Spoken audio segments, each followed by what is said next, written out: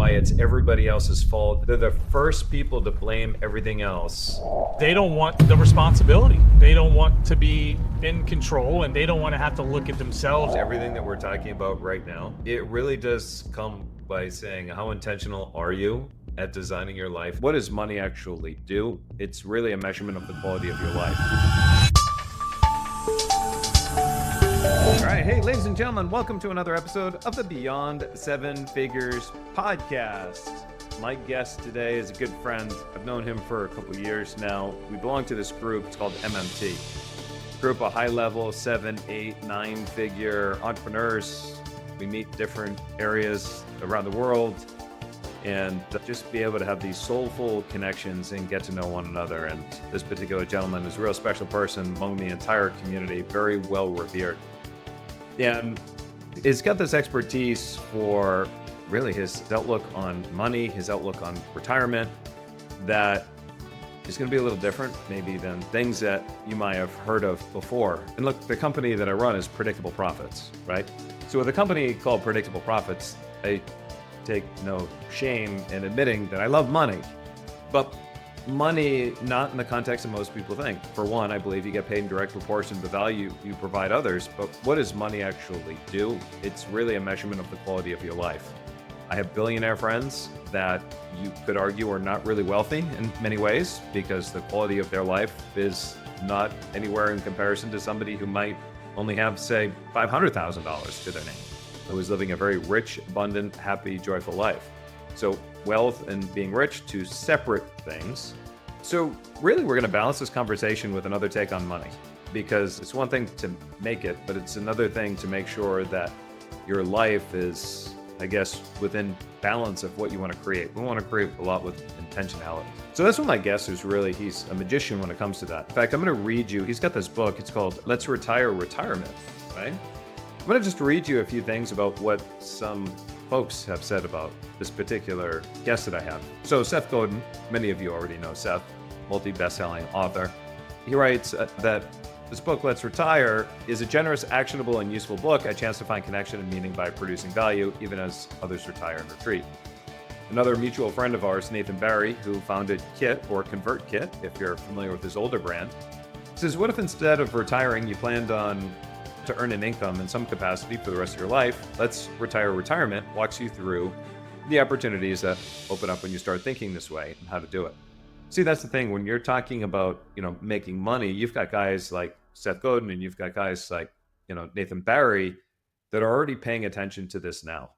FanDuel, that many of you are familiar with that. I mean, the gentleman who started FanDuel, Christian, says that Derek Coburn, who's my guest today, he shows you that you can and should YOLO your way from right now through your own final chapter, and you'll surely be richer after reading this book. And of course, I can continue going on and on and on. I mean, heck, Dan Pink said that this book issues a bold invitation to rethink your approach to time and money and reassess what makes life meaningful.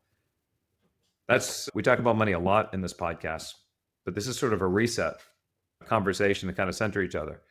So without further ado, Derek Coburn, welcome to the show, brother. Thanks for having me, Charles. Excited to be here, man. Yeah, no, this is fun. I'm going to be honest with you. When I first saw the book and the title of the book, I was a little resistant because I'm sitting there. I love what I do. This whole idea of retiring. I've always sort of told my kids that, look, if you're my age and you're already looking to retire, you've already failed. And so my initial gut reaction was, wait a minute, I don't want to retire, until I got to understanding really what you were talking about within this book. And then I said, oh, wait a minute, you're on to something here. For our listeners, right? What inspired this book? I mean, you were a financial planner for over 25 years. Like, making money is, how to make money. What inspired this book? Look, I think the best thing that I did collectively for the majority of my clients was help them come to the realization that they were not going to be happy sitting around doing nothing for 30 years. And the way that most people have conversations with their financial advisor or the way they interact with calculators online, they're not asked, do you want to retire? They're asked, what age do you want to retire? We're automatically opted into this thing. Most people don't give it a lot of thought. Most people don't really know what age they want to stop. So then the financial services industry conveniently has recommendations and suggestions. Why don't you pick 65 or 67? Because those were the ages that were picked when the entire concept of retirement started, which was really just over a little over 100 years ago. And life expectancy was only 70, 71 at the time. And so I just think that a lot of people are just on autopilot. They're going along, they're playing this game. They think they need to make a lot of sacrifices, save, earn, have a certain amount of money by a certain age so they can just stop. And to your point, when that happens, it's not a good result. And a lot of people are not liking it. And that's why there's this big movement right now called the unretirement movement, where something like about 30% of people who have already retired are going back to work. And it's really not because they need the money. It's because they missed the connection, the contribution, the ability to share their gifts and earn some money in the process. Some of the happiest people that I know are the ones that actually are also some of the busiest people that I know, which is interesting, right? Because you look at Warren Buffett as an example. The man decades ago never had to work a day in his life, decades ago, but he famously still shows up to work, and he famously is still very busy, right? He likes to be involved in things. There's a lot of controversy around his name right now, but you look at Elon Musk, right? Elon Musk does not have to work at all, but he works harder than most startup CEOs and entrepreneurs. And you just look at some of the most accomplished people in this world right now, many of them actually, the idea of retirement is scary for them. They don't want to retire, even though they might have the financial means to do so. Richard Branson, he has an extremely high quality of life. He knows how to have fun. He's kite surfing. He's got his island, Necker Island and whatnot, but he's still very active in his organizations. So, what do these people know that these other gurus who are really trying to push, 4-hour work week, retire early and everything, that they're missing? Yeah, well, that's a good range that you brought up. And I could argue that a few of those individuals maybe are just too far down the work path and they don't have that balance. Like you mentioned Seth Godin earlier. Seth Godin charges $100,000 for a keynote, mainly because he doesn't want to leave his house because he likes cooking dinner and having dinner with his family every night. So he's like, if I'm going to leave that, you're going to have to really make it worth my while. My pastor has a mantra, which I've adopted, and that is, I want to be more famous in my own home than I am anywhere else. And if you want that to be your reality, you have to spend a lot of time at home. And so I do think that planning to work longer, acknowledging the money that's going to come in as a result of that. It might not be working 60 hours a week like you're doing now. It might not be grinding it out. It might not even be doing the same thing, but some work on your terms that you enjoy, bringing in some income, unlocks the ability for you to spend your time differently now. You can more easily justify going to the gym, cooking healthier meals for yourself, dating your wife more, having fun experiences, because you know that the money is going to come in later and you won't have to start drawing on your investments maybe earlier than you were thinking you would have to. Well, maybe it was 20 years old. Exactly. My mantra back then was I'd shovel shit for $1 million. And what happened was I would set my alarm for 3:30 in the morning so I wouldn't, quote unquote, oversleep, because, I was told, hard work is the secret of success. I work 7 days a week. I remember, Thanksgiving morning, I still woke up 3:30 in the morning just so I could make sure I got enough work done so I could feel like I could enjoy Thanksgiving dinner. I did the same thing over Christmas and so forth. It was just 7 days a week. I always did that until one day I'm driving home. I got this shooting pain from the base of my spine all the way up into my skull. And I'm driving home. I can see my house over the hood of my vehicle, but I never made it home. I ended up in the emergency room. All of my organs were shutting down. And, the doctor said I was dying. And so I made my first $1 million by the time I was 24. But I was at the lowest point of my life. I was completely unhappy. I was willing to give it all away in order to just feel happy again. And I remember I was having this conversation with Tony Robbins. We're up in Whistler, Canada together. And he asked me, like, what do you want? And I'm like, well, that's an interesting question. He goes, like, what do you want? what do you want out of life? And I'm like, Tony, I just want to be happy. And there's the first time the words actually came out of my mouth. I'm like, I just want to be happy. And I'm like, God, how sad is that? I'm 24 years old and I don't even remember what happiness feels like. I just want to be happy. And that was because my mantra was I'd shovel shit for $1 million. It was only about making $1 million. And then things changed and I realized, and some of it started with the conversation with Tony where he says, my problem was, is I was letting life happen to me. I was being reactive instead of take a step back. Like, how do you want your life? Like design your own life. Let's talk about like, what would the ideal outcome look like? But fortunately for me, I had the financial means to be able to create the life that I wanted. And I didn't have to go back to shuffling shit for $1 million.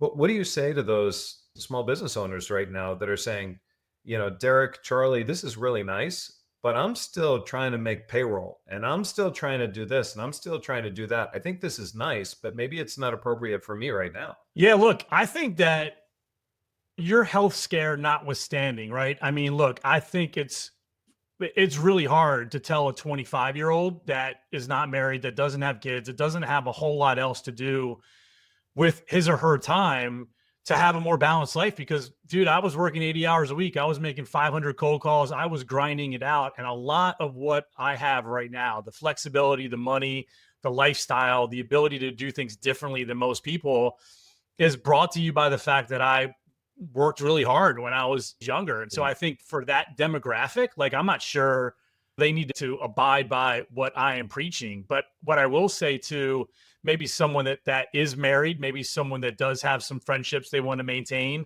especially some parents, that have kids that are not going to be with us forever. I think that a lot of the people listening to this show are very likely to continue being able to contribute in a meaningful way that's going to earn them money in the future. And I think that we're always going to have that ability. Our kids are not always going to be here. I have two boys right now, 15 and 12. So my youngest is going to probably be out of the house in 5.5 years. And I spend an inordinate amount of time with my kids, with my wife, with my friends compared to most people, but specifically for my kids, because I know without a shadow of a doubt that when he's gone and he goes off to college and there's no more kids in my home, I'm going to be ready to turn it up a notch or two again. I'll be ready to sign up for more speaking gigs and more hours and more impact and probably more money. So that's kind of what I think about and how I justify this idea of not retiring traditionally, probably working until the day I die, and how it unlocks the freedom and the flexibility for me to do things differently right now. So, I'll tell you a story about two gentlemen in my life, right? So my father-in-law, he decided that he was going to follow the traditional path and he retired and completely just hung up the towel, closed down his business, and just he thought that he no longer had to work anymore and that he would be happy. And today, the conversation that I continue to have with him is he's not nearly as happy. And he said, if I have any advice for any of my friends, it's don't retire, because he's missing that purpose. He gets up in the morning, he'll have breakfast, and then he's like, well, what am I going to do today? Am I going to read another book? Am I going to, go for another walk? Like, what am I going to do? He's bored. Then we have my dad. My dad unfortunately passed of brain cancer 2 years ago, but my dad was on the other side. He worked all the time, but the saddest part of his story was when he had brain cancer and he had glioblastoma. And the glioblastoma, for the type that he had a 9-month. They told him his lifespan was 9 months. And sadly, that's what it turned out to be. It was about 9 months.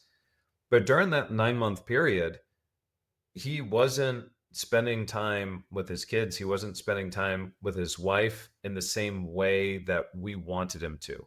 In fact, he felt that if he was going to leave his wife and his kids with something meaningful, that he had to continue working. So much so that during his final ride to the hospital, he ended up having to go by way of ambulance. And they brought him into the ambulance. He's laying on his back, and he grabs his cell phone. And at this point, his brain was not as, functional. And he didn't realize his phone was off. He's pretending to be checking his emails and going through his emails, and he's asking so he can continue to reply. These are the two extremes. We have one extreme that feels like he has to work in order to provide.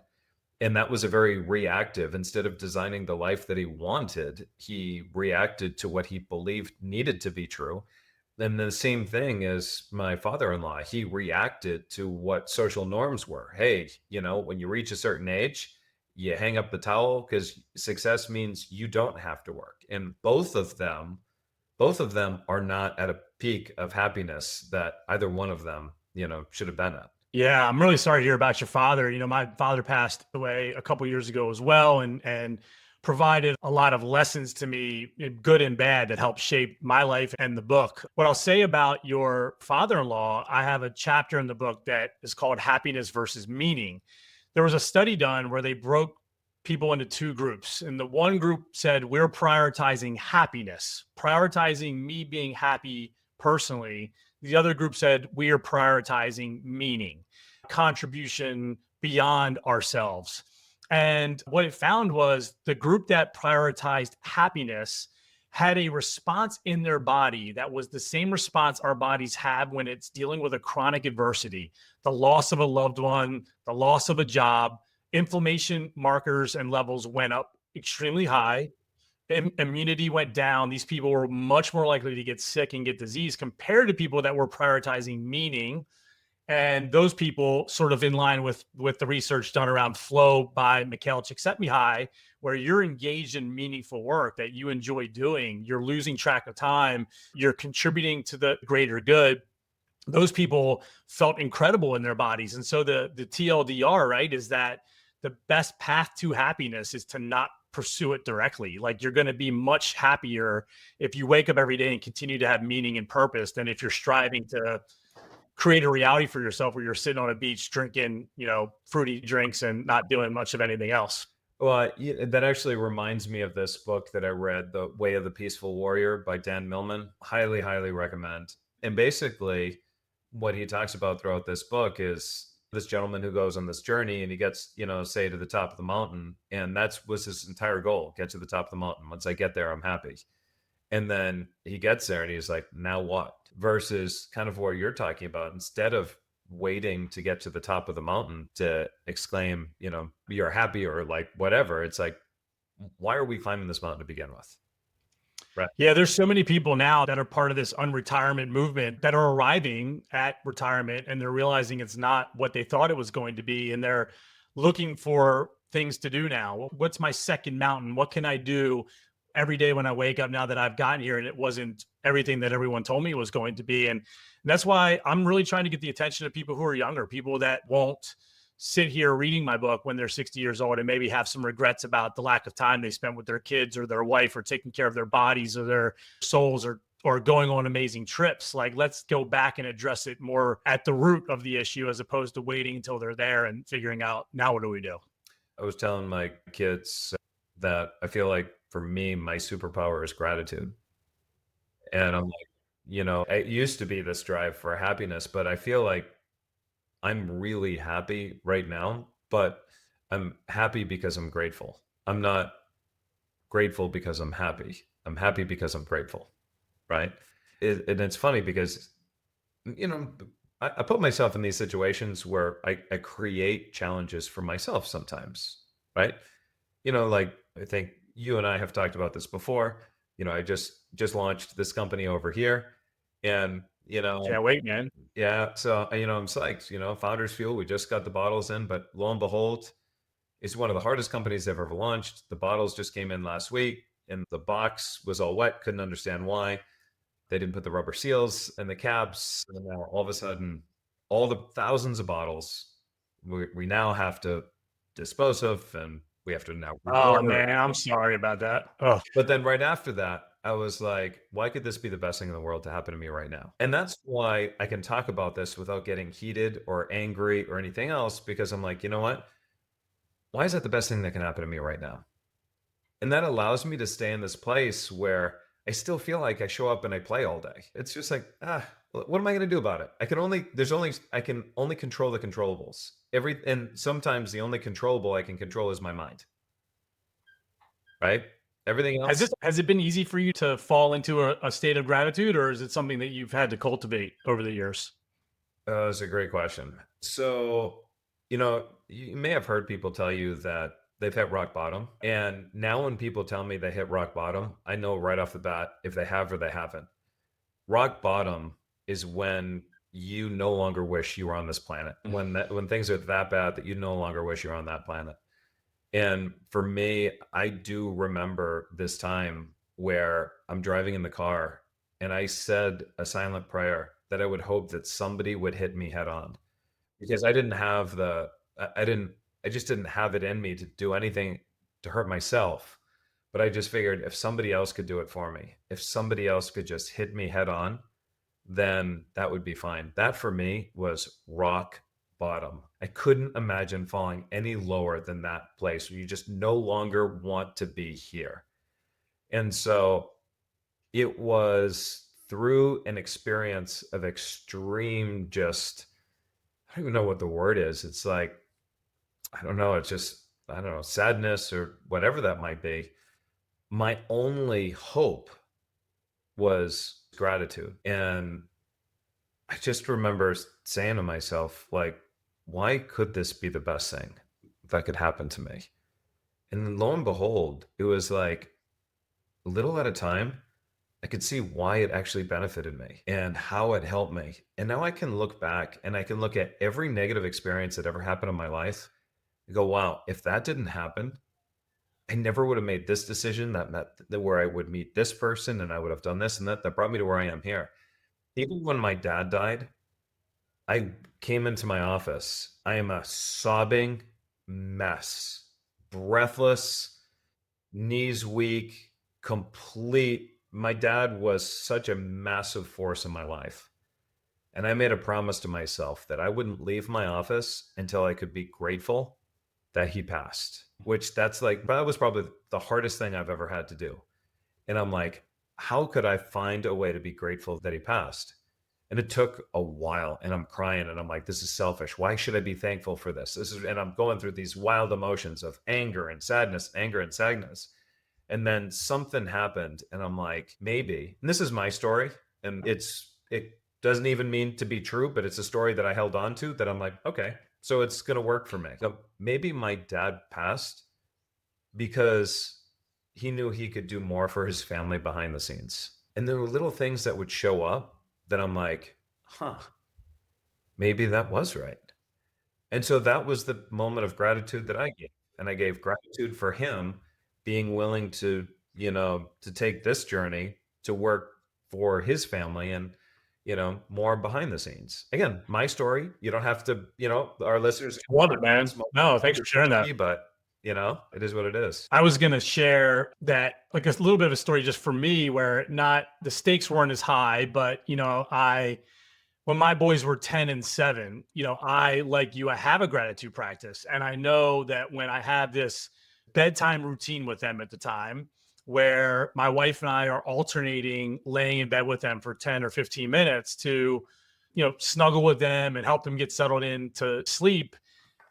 I know that this is not going to last much longer with my oldest kid. Yet here I am thinking to myself, can you please hurry up and fall asleep so that I can, go like watch a show or respond to an email, hang out with my wife. And I was really trying to force myself to be gratitude and to be in the moment and to feel it. And it worked a little bit, but then I had this thought of, in 20 years, what if a company has invented a time machine and the company will allow me to pay money to go back in time to have one night with the 10-year-old version of my kid where we get to snuggle together. I get to tuck him into bed. We get to do a story. How much would I pay for that? And the answer is probably, I don't know, you would probably agree. It's a lot. Absolutely.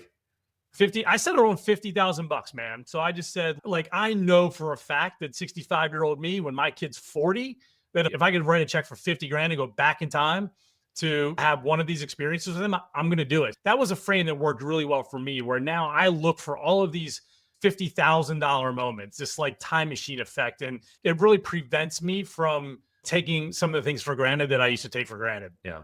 It's like I do something similar, but I'll ask myself, what will I regret more? will I regret making this decision or that decision? Because I do believe I don't want to live a life of regrets. I don't want to live a life of shoulds. I mean, I got these tattoos, right? And people often ask me, like, what's the significance of the tattoo? And honestly, I'm not Polynesian. So, having a Polynesian tattoo is, I'm not Polynesian. There's no symbolism to anything here. I literally walked into the tattoo parlor there and I'm like, look, you're the artist, I'm the canvas. You've got X amount of hours, like, go nuts. But the significance to me was I'm in the car, I was talking to my wife, and I said, one day I should get a tattoo. And as soon as I said that, I was like, I don't want to have any shoulds on my list. So I made a phone call. I booked 4 hours initially. Now I've got probably 30 hours of work on me, but I booked 4 hours initially. And I walk in and he goes, what would you like? And I'm like, a tattoo. And that's all. I said, I don't want sports figures or cartoons or anything, maybe something geometric. That's the only guidance I gave him.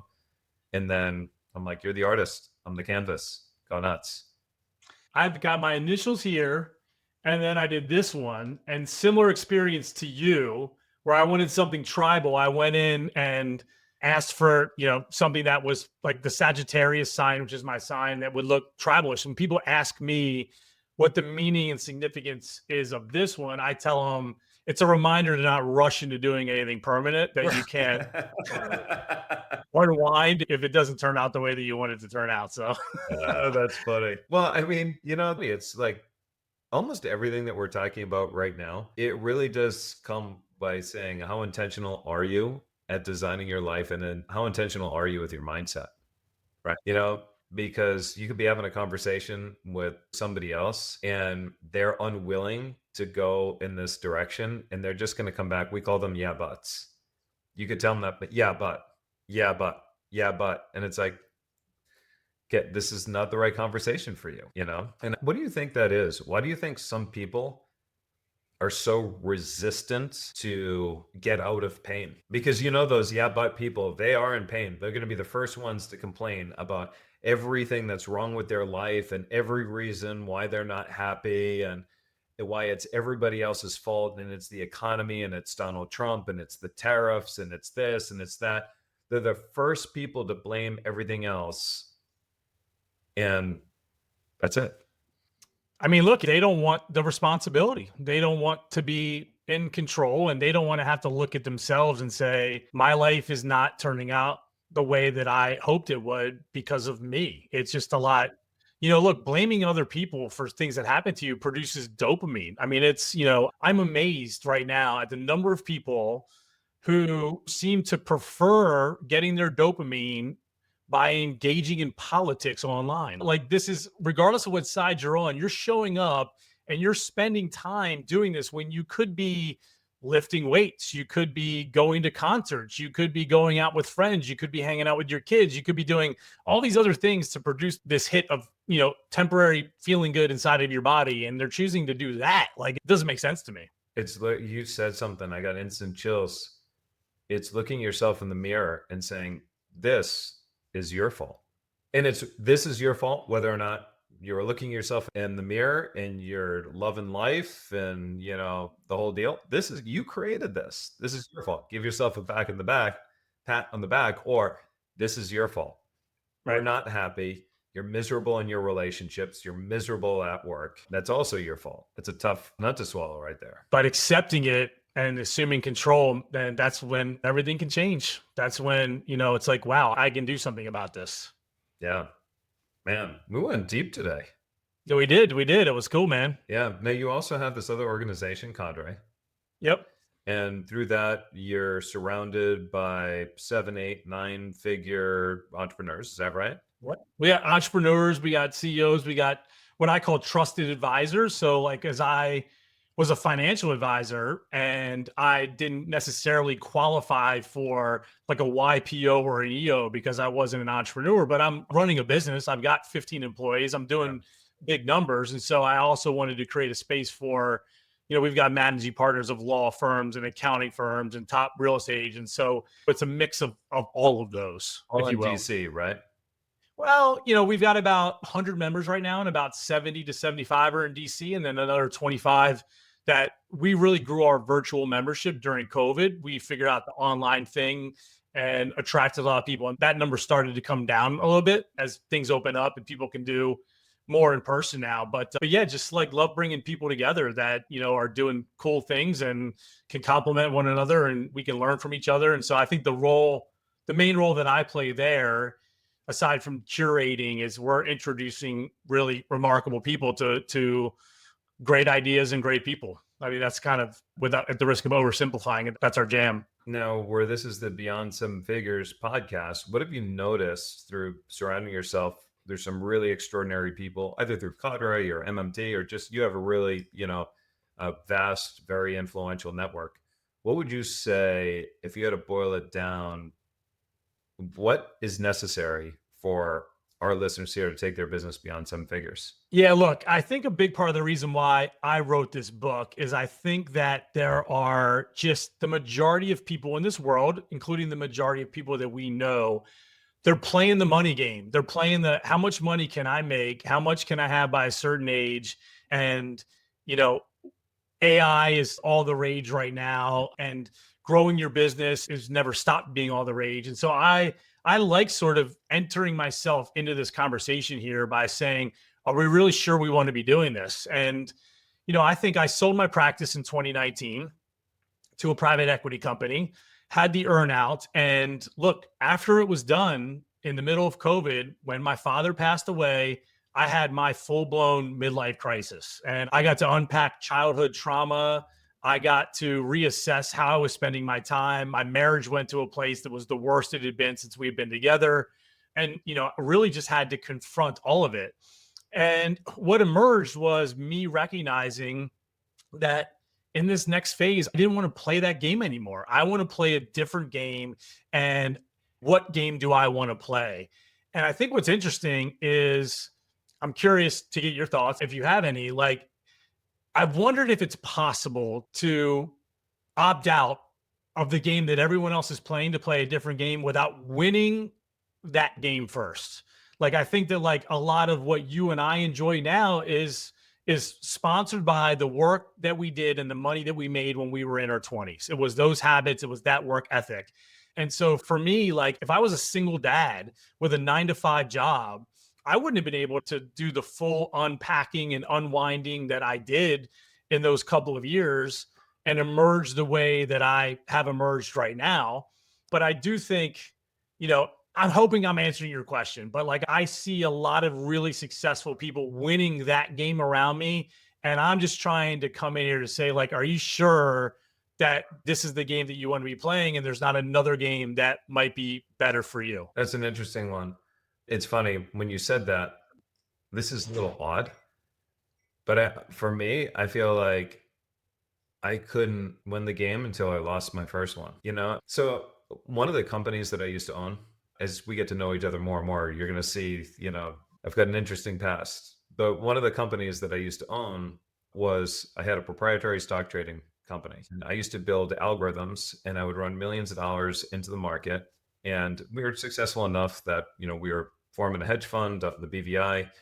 That all went up to flames in 2008. And we all know what happened in 2008, the housing crisis. But, it was enough so that we were coming across really strong. I'd be hired by other hedge funds to show them how to improve their results and all that other jazz. So I knew a thing or two about running money in the markets. But here's the one thing that happened every single time. When I brought somebody in to trade and they won considerably in the beginning of their career, they never succeeded. Nobody did. Nobody did well when they won very early on. But if they struggled in the beginning, they had a much higher probability of doing much better towards the end.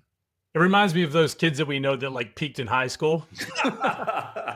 Yeah, right. Like super popular, well, like they had it all going on for them. And now they're all working at gas stations and, trying to figure out, how to make ends meet right now. But well, I don't know about you, Derek, but for me, anytime I've lost considerable amount of money, I lost it because I took my foot off the gas pedal. I stopped trying to grow. I stopped trying to develop. I stopped leaning in. And that's when I lost the most money that way. Every single time. I lost more money by retreating and taking my foot off the gas pedal because I was fat and happy than I did by taking a risk and leaning in. Would you argue the same with you or?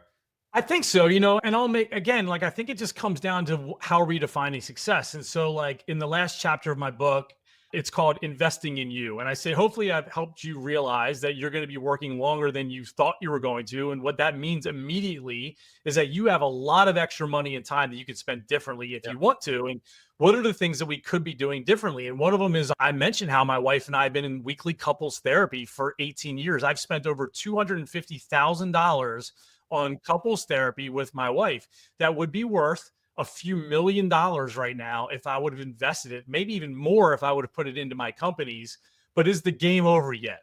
Is the game over yet? Because as I enter into this next phase, feeling really jazzed up about this idea, this book, changing this construct and affecting the lives of millions of people, I feel like I'm in a much better position to have that take off because I've got this amazing relationship with my wife right now that I've invested time and money into.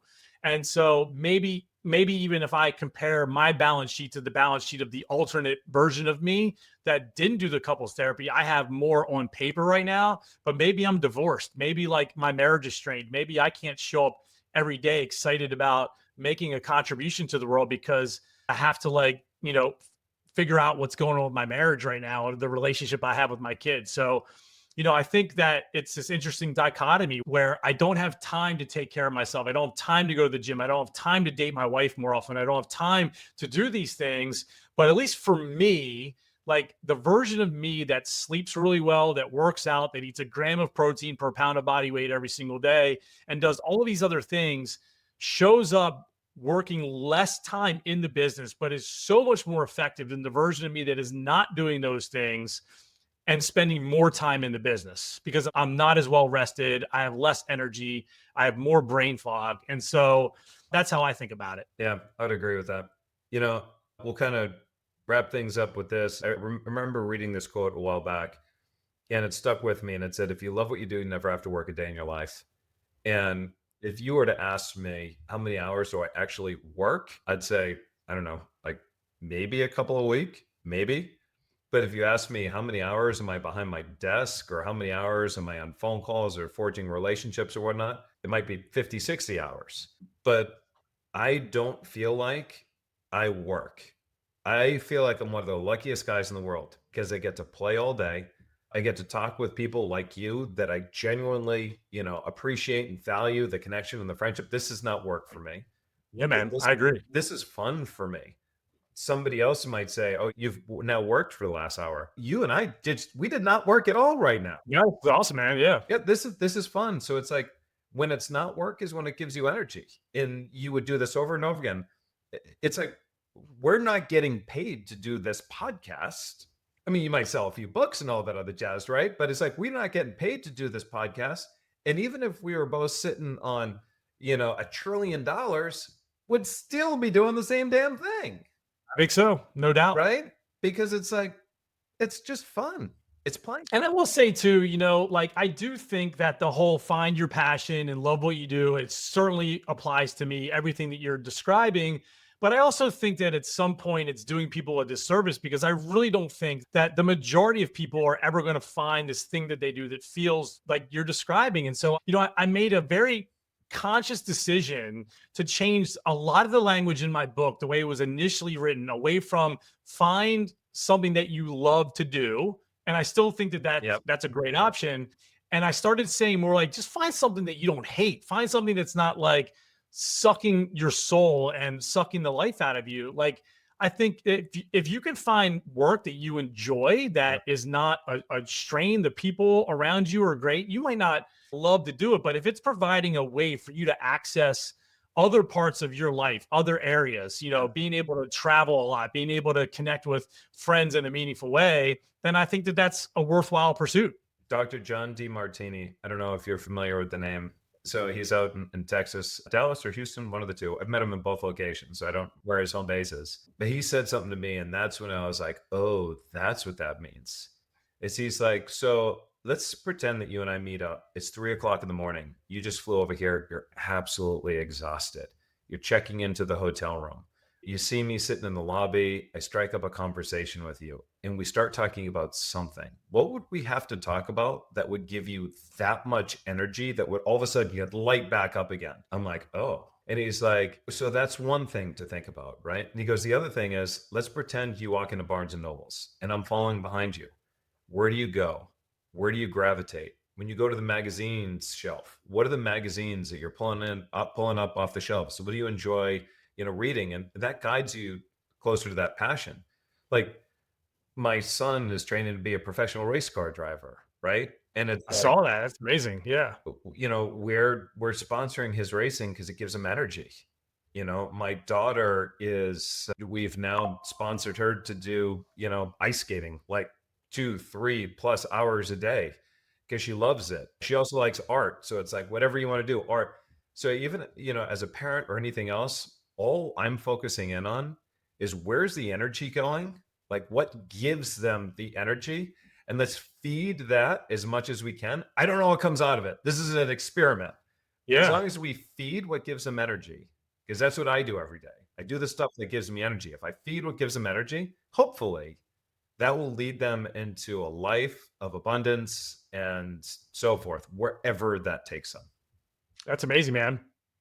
I would say that I love those two scenarios you just laid out. And I would say something that just makes me feel very lucky and feel a lot of gratitude is that there are a number of things that I would be excited to talk about in that situation, and it's unfortunate that some people really don't have any, but I probably legitimately have like 10 to 15. It's pretty amazing. Like I was with Chip Conley at the Modern Elder Academy with MMT a week or two ago, and he said that he's seeing a lot of people focusing less on big P purpose and more on little p purposes. That this trend of, instead of trying to work so hard, what is my one reason for being here? That maybe there's just several, and maybe like I don't have to stress to worry about finding the one thing, but maybe there's like a bunch of things that light me up, and I can bring a lot to those conversations and initiatives when they show up. That's awesome, man. All right. I know we've got to run here. How do people want to, grab this book? Is this on Amazon yet? Yep, but you can pre-order it now. Book's out on June 3rd, depending on when people are listening to this. And I've got some fun bonuses I'm giving away on my website, which is derekcoburn.com. I'm already writing a lot. I'm already sharing a lot more above and beyond what I learned in the book. And the reason why I called it Let's Retire Retirement is I'm really interested in making this a conversation. I'm really interested in bringing a lot of people in. And I've got a lot of experience. I've been talking about a lot of this for 20 plus years. But I really think that it's something that's holding a lot of people back, and I'm excited to change the conversation around financial planning, retirement planning, and everything that comes with it. Awesome. Very cool. Let's Retire Retirement. Make sure you check that out. That's derekcoburn.com as well. So that's DerekCoburn.com. He's also on LinkedIn. You can follow him over there on LinkedIn. And if you drop him a connection request, tell him that you've been on this show and that you listen to the show, and that'd be really cool. Amazing. Yeah. And then, for anybody that's also listening and you're asking yourselves questions, how do I grow my business faster, more predictably, or less dependent on me? Check us out at predictableprofits.com. Again, that's predictableprofits.com. This is Charles Gadet with my good buddy, Derek Coburn, and I will see you in another episode.